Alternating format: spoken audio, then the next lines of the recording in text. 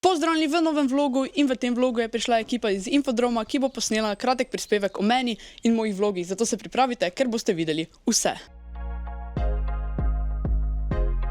Akcija Infodrom prvič.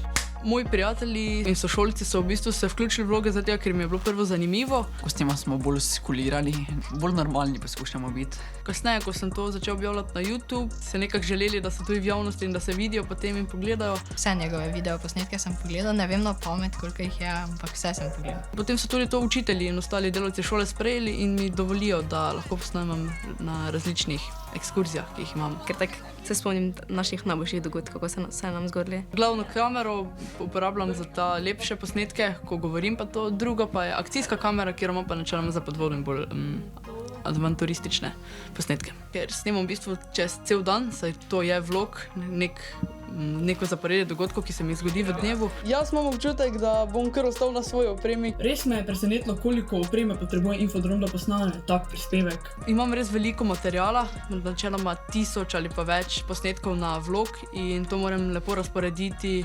skrajšati, dodati glasbo, zvok in to zna trajati zelo dolgo. Ker res želim, da je do potankosti natančno nareto. Na samem začetku sem bil pred kamero zelo tak nenaravno, malo me je bilo strah, tudi ni mi bilo prijetno, ko sem bil kje v mestu in so me ljudje gledali, ker sem tako moraš držati in imeti očesni kontakt z samim telefonom oziroma kamero. In s časoma sem potem tudi izgubil tremo z tem vloganjem, ker mene je bilo vedno pri govornih nastopih strah, zdaj pa, ko sem začel snemati, sem pa izgubil ta strah in mi je tudi tako kot pri govornih nastopih, tudi pri samem snemanju lažje. Torej, stisnite like in se naročite na kanal, ter se vidimo v prihodnjem videu. Adio! Na začetku je bilo malo treme, ampak na koncu je bilo pa super. Ki bo prispela, ki bo presneto, mislim, da je to okej.